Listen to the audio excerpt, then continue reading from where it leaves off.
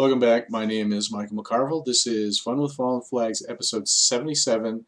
This is part 2 of the Lizardhead series. Part 1, we went through the overview, so if you're curious about that, about the locale or what's here, go check that one out. We're just going to jump right into the Handcar Shed kit build.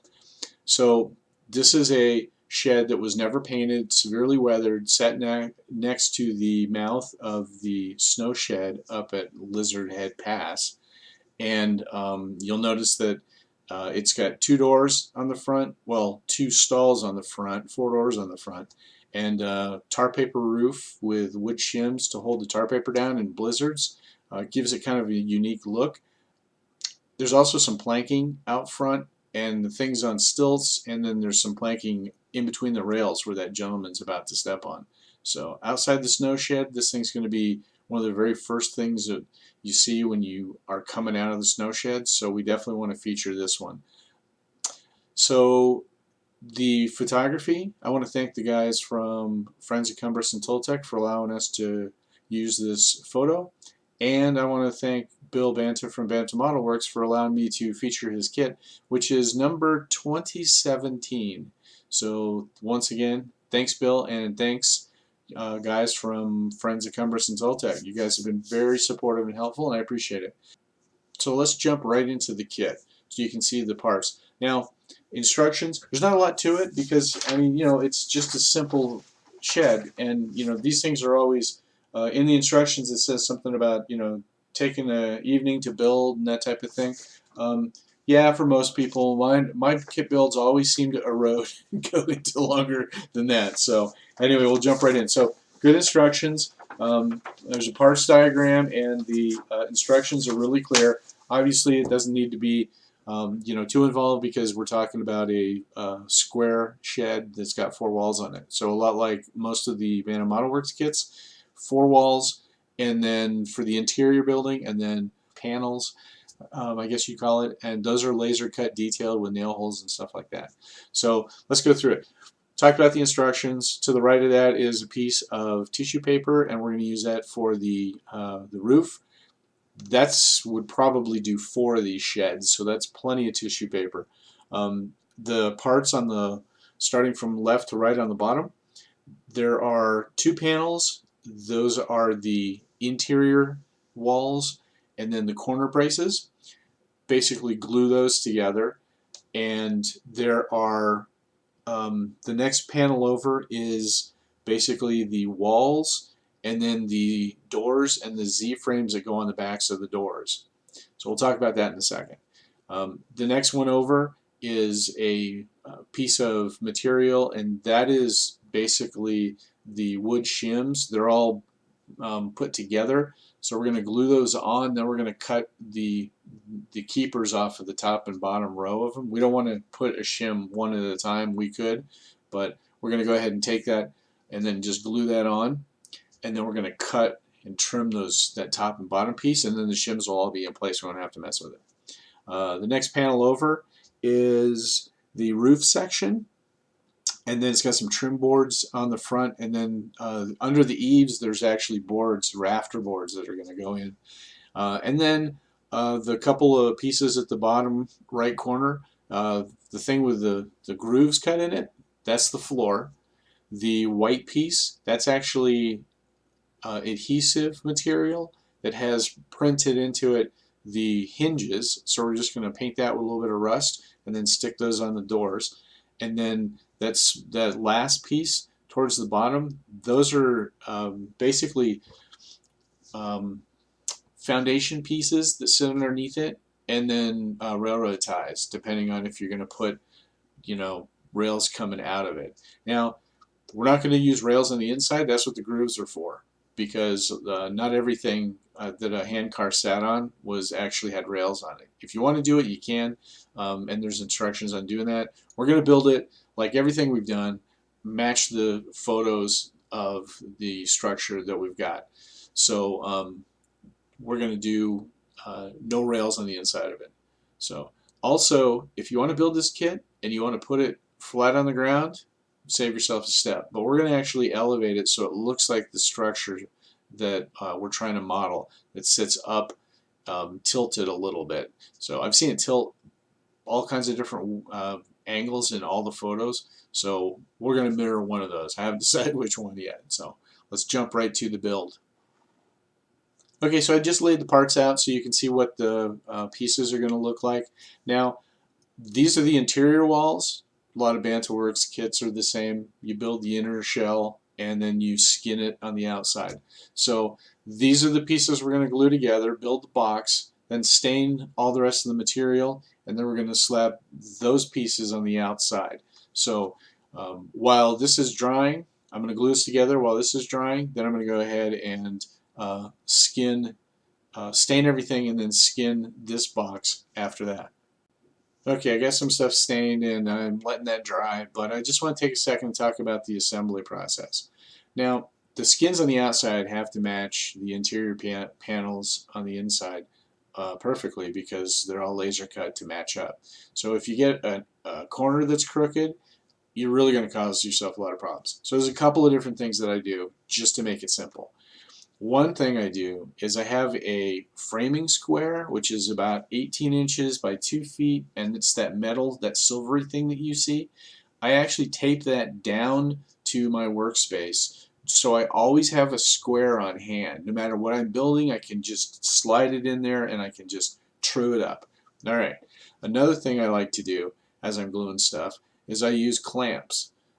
Everybody uses clamps, not a big secret there. Something else that I do is I use painter's tape a lot of times to hold certain pieces in place or two walls together while I'm gluing it and then clamp it. So I'm doing the framing square, clamps, painter's tape. So there's lots of different things that you can do. Now there's other tools you can get as well to help you with this. Some very elaborate. But for me, this works really well and it's cheap. I already have the framing square. Clamps, you know, everybody has clamps. If not, you need some. And then painter's tape. I use painter's tape constantly. So, and I use it for a lot of different things. So anyway, think about it, true it up. It's got to be square. It's got to be perfect. And then otherwise you're just filing and sanding, and nobody wants to spend their time doing that. They want to build and paint and do the fun stuff. So anyway, let's go ahead and take a look at the side panels now. Okay, real quick, the side panels are getting glued on. The material is stained with a 10 parts alcohol to isopropyl alcohol to 1 part India ink, like all the other models that we've done, and do a wash of that. Come back after a few boards with a slightly stronger solution of the same stuff. So mix up another one like 6:1, or you have to play with it. You can keep using the same solution if you want and build it up too, but you want to go after just a few boards carefully and be careful so that the solution doesn't bleed over into the next board over. You want to get a little variety in there. After that, wood stain or a oil and paint thinner, or oil-based brown and paint thinner wash. We've done that in a lot of the other stuff that we built, and then wash it. This is probably a little bit darker than I want, so what I did is I started to come back at it with a little bit of a grayish kind of dry brushing down towards the bottom, and I'm going to work that up a little bit. Again, I want some variety between the very bottom of it and the top of it. And then I've got vertical staining, and if you remember, we did this with the section car shed for Vance Junction that we built. We did the whole interior, we did rafters, we did studs on the walls, braces in the back of the doors. I mean, we went all out with this thing. If you want to do that, this is a good kit to do that with. The photos I have show the doors closed, so that's what we're going to do. So since I'm not going to use the back Z braces on the backs of the doors, I'm going to put those in a parts box, use those later on. But if you do want to do the interior, you have rafter pieces along here that we're gonna glue, and then trim pieces, but then you're going to have rafters on the insides, and then you're going to want studs to match the nail holes on the insides, because if there's a nail hole here, there's a stud behind it. So that's something to keep in mind. And then also the formers for the the roof piece, those little triangular pieces, I actually trimmed those down because when I put my corner braces in, which you may not want if you do the interior, these actually interfered with the corner braces, so I actually had to trim these down until I could leave the corner braces where they were and then get this to drop all the way down. It's already glued in place, so it's not going to move. I could probably remove most of those, but I just left as much of it in place as I could. So let's go ahead and finish with the side panels all the way around, and then I'm going to put the rafter pieces here, and then I'm going to put the trim pieces that go on the front of the roof as well. There's trim pieces that go up here and then down the other side, front and back. Let me go ahead and do that, and then we'll take a look and see how it looks. The side panels are all in place, and got a little bit of streaking, a little bit of weathering down there, and I also kind of scraped off some of the staining towards the bottom to kind of fade them a little bit, the side panels. I still think I'm going to leave the doors closed, but I might crack one of them open because I did stain the interior, and it's a little bit darker than what it was. It's got some oil stains and some just general dirt stains on the flooring here. And then I added 2 ties towards the back. I know it's dark, you really can't see them, but just to kind of give you a little bit of clutter inside, to look like if somebody were to look inside, that's what they'd see. So the bottom is foundation pieces are glued on as well, and that actually really solidifies the floor. Glue those in place, clamp them, weight them so that these center floor pieces, because they tend to kind of waver around a little bit. So the roof is got all the rafter pieces on, and then the front trim pieces are on. Now, when I glued the rafter ends, what ended up happening is they were just a little bit too long. So, and that's an issue. So they need to be trimmed down. So what I did is I glued them all in place, and then I took a single-sided razor blade, and then I just kind of chopped them as I was going through. If I had to do it again, I would probably do the same process. I wouldn't try to trim them in advance because they're already way too small. So, and then when I did that on each side, I just slowly worked my way across. What ended up happening is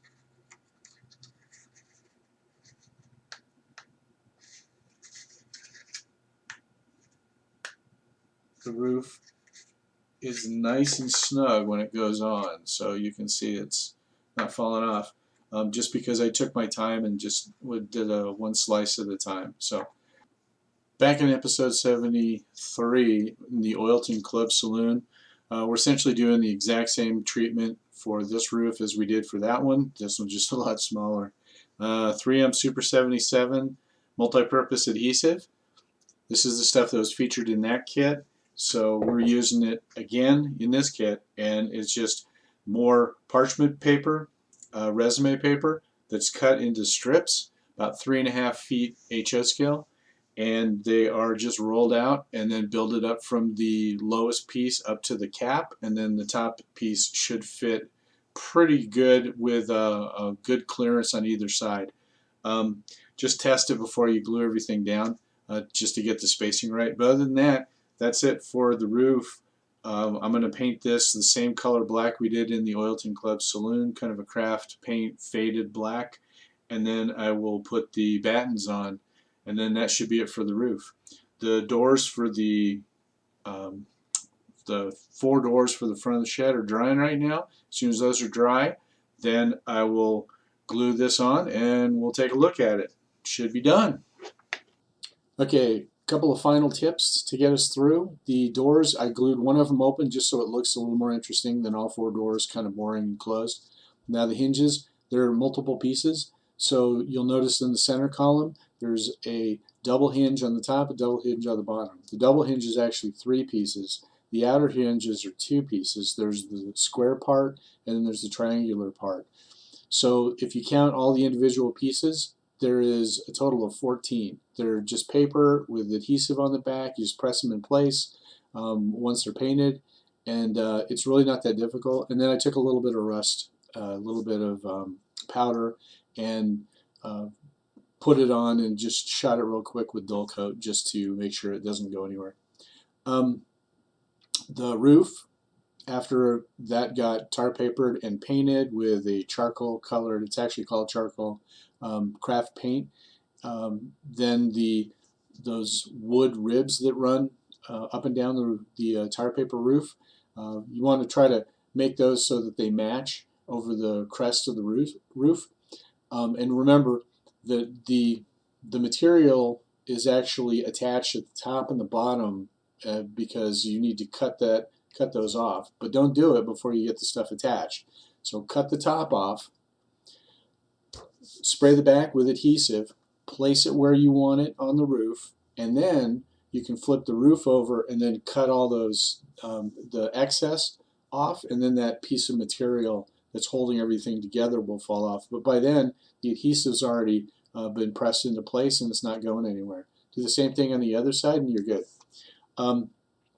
That's about it. That's all I can think of. Let's take a look real quick at a couple different profiles. This is the opposite corner of what we're looking at. You can see there is the weathering, and it's really difficult to see, but you can see there's the rafters in place too. They really don't show up very well, but in close-up shots they look nice, and then give you a good idea what the front looks like. And that's it with all the individual hinge pieces. You got to get them all completely lined up just so that they look right. But once you do, it's not difficult. It just, I mean, there's 14 pieces, so it does take a minute to get everything on there. But that's it.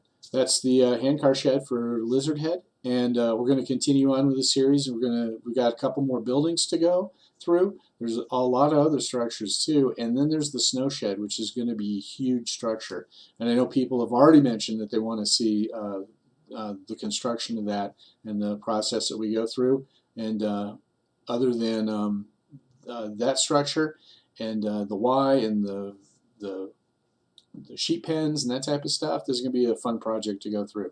So stay tuned. And there's a couple other series if you're interested in Rio Grande Southern. Check those out. And once again, I want to thank Bill Banta for allowing me to feature his kit, and the friends at Cumbres and Toltec. Guys, I appreciate your help as usual. And we'll see you for the next series. Make sure you subscribe to the YouTube channel and so you get updates, or jump on the Wednesday night shows. And then Facebook group, HO Scale Tutorials. Join us there. And I look forward to seeing you, and we'll catch you on the next video. Thanks and take care.